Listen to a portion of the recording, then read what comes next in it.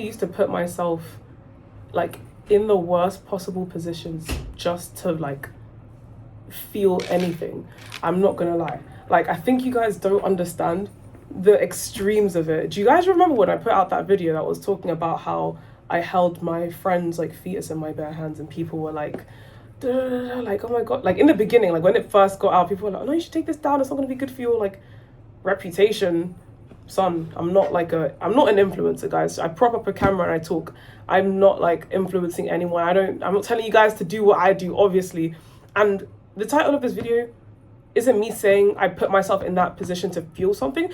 It's partly true, but not for an egotistical reason. It's more so like when you dissociate so much, like you feel so far removed from your emotions that you will literally just put yourself in the most compromisable positions just to literally feel something. It's not a selfish, okay, maybe you can define it selfish if you want to, but I mean, like, it's not like, oh, I want to be the center of attention. That's not what it is. When you dissociate that much, any emotion, it doesn't even feel like it's yours. It feels like you're living someone else's life. That's the best way I can describe it.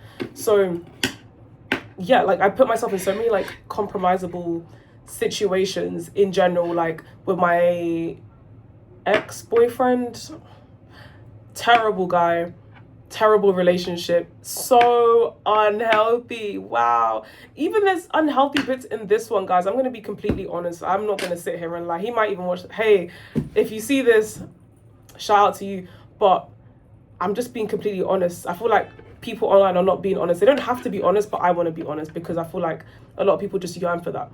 My ex-boyfriend, even current partner, not the same level, but it's definitely not healthy.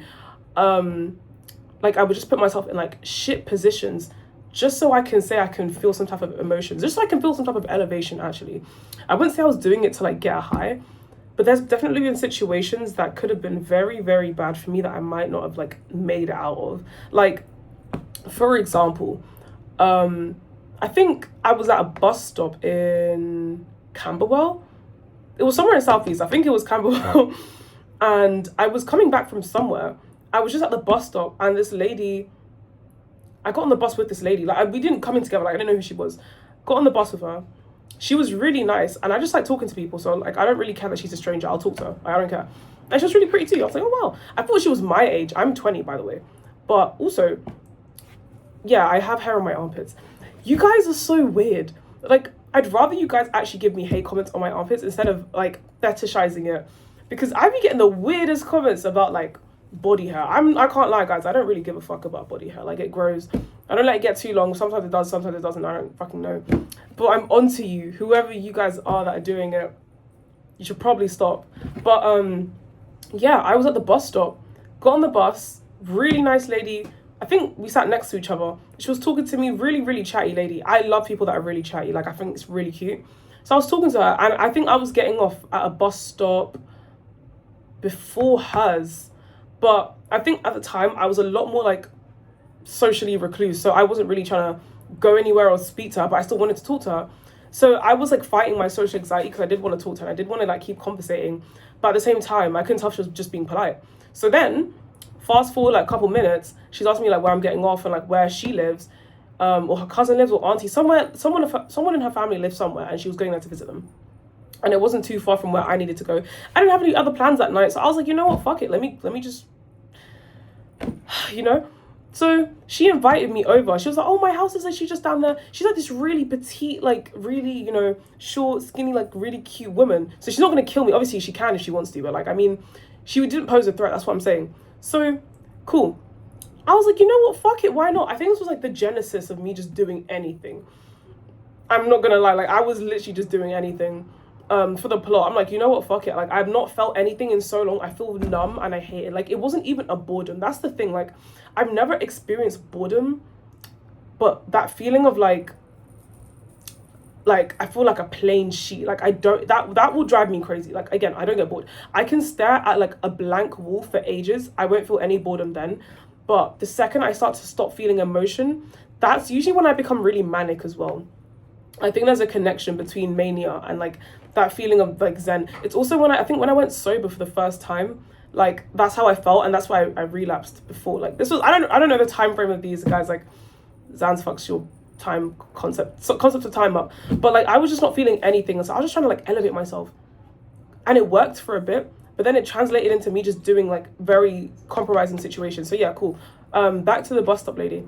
She was like, oh, I get off here. You get off here. You should come over to my house and let's smoke weed. Like, I think she asked me how old I am. Bro, she was like 30 something. She looked my age.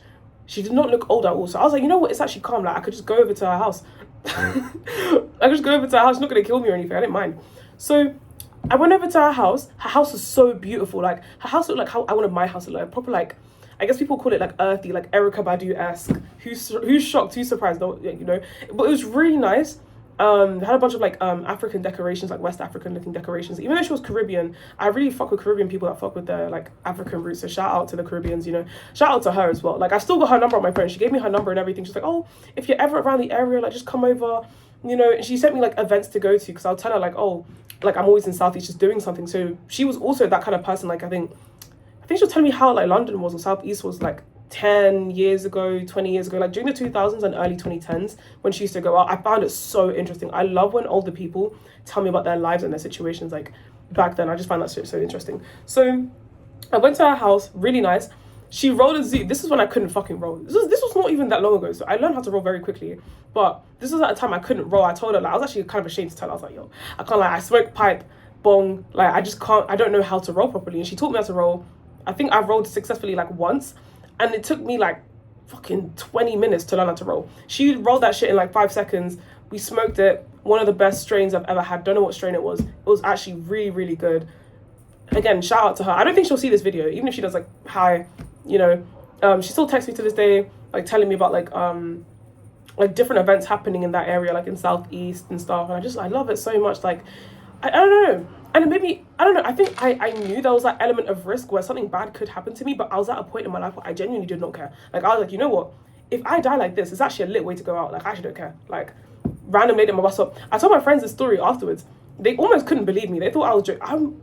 I don't joke about that type of thing, bro. I went to her house. I met her for the first time on the bus. This older woman. We smoked weed. I was under the influence in this stranger's house. That could have been a setup, bro. That could have been my evil ex, like, setting me up and just, like, putting me in that situation. But that's just one instance. So, guys, just know, if you're one of those people that are just, like, you're like me in the sense that you go through things just to feel something, I have so many stories like this. This is actually a really tame story. When I told my friends this, I didn't even tell my mom, because when I told my friends, they were really like worried for me. They were like, are you okay? Like, did anything? I'm like, no, she's calm. Like, she's fine. Like, my intuition with people is so good that I feel like maybe that's why I'm too trusting, actually. Yeah, but no, my intuition is so good with people that I can tell whether or not I'm actually about to die in this situation. Obviously, there's always that like 1% chance, but I feel like that with that lady, it was quite 50-50, because again, she was a complete stranger. Even me giving her like my number, I was actually quite like on edge about it. But I was like, you know what is actually the worst that could happen? That's the same thing that I keep saying in all my videos. Like, what's the worst that could happen? I die. Cool. Who actually cares? I'll just die. It's fine. But she didn't kill me, and I didn't die. I smoked some good loud. She was really cool, telling me about her whole life story in Southeast London, because I think she stayed in that area for like her whole life. So there was no cons, you know. I don't see anything wrong with that. Like, I feel like people are so they're safeguarding themselves so much, they're not even experiencing life. This is what life is all about. Obviously, guys, don't take my advice. If you know, don't talk to strangers, all them things. Like, if a stranger comes up to you, you know, don't give them your number unless you really want to, I guess. Don't go over to their house. Definitely don't smoke their weed. You know, you don't know what they put in there. Unless you know, like, unless you really are tapped in with yourself and you have good intuition. I'm not giving you advice to do this, guys, but I'm just saying, like, there was points in my life where I was literally just doing absolutely anything just to feel something, and I don't regret it. When I do stuff, I literally don't regret it, because I tell myself, before I do the thing, I literally ask myself, will I regret doing this thing? 9 times out of 10, the answer is no, I'm not going to regret it. Even if it's a bad experience, I'm just like, you know what, I've gone through it, I could just learn my lesson, don't do it again. It's not really that difficult. Like, I feel like it's not the end of the world. Like, I feel like they were probably doing this in the 80s. Actually, that was a terrible example, because we had Jeffrey Dahmer in the 80s. Or the 70s, I don't remember. But that's when we were having like serial killers and shit. So maybe don't take that advice. But yeah, I'm trying not to do that. But I say that, but I am doing just about anything. Like, but I'm trying to keep myself, I'm trying to like reel myself back into reality, because that also spiked my dissociation. It's funny because my dissociation causes me to do things to make me feel any type of emotion or elevated feeling. However, when I feel too elevated, I also start to dissociate. And especially with like the substances that I sometimes dabble in. Yeah, guys, I'm sorry. Sometimes, okay, it's not often. The only thing I really do often is weed, and that doesn't count. That doesn't count. What is it, California sober? That's actually calm. But yeah, like when I feel too elevated, I start to dissociate, especially with like, if you take like, Special K or whatever else, you're going to start dissociating even more. So it's like, I feel like the dissociation is always going to be there unless I get medicated. So I honestly don't care. I'm not bothered. But yeah, don't take my advice. None of anything I post is clickbait. I don't care. People just click on it. Calm. And actually, shout out to you guys who were defending me in the comments that one time when people were like, oh no, maybe she's saying stuff just to get views. No, guys, this is actually my real life. Like, this is IRL shit. Like, this is not made up. Because I think I saw some comments that were like, oh, this is just how she is. If you go to like when she first started her channel, she was making videos that were even crazier. Guys, the things I've told you are not even, I can't even say the craziest things I've done. Not yet. Look, this is not a career yet, but I'm not trying to ruin myself further into the future. I say that I'm probably going to make it. I am going to make it. What am I chatting about? I'm going to make a video on it. But yeah, also, this is my my friend's studio. This is not, I didn't move out again. Like, this is my friend's studio. Like, she's got equipment and stuff. Shout out to Soma, like, #party, like, hit her up, look at her stuff. And yeah, don't do what I said in this video, essentially.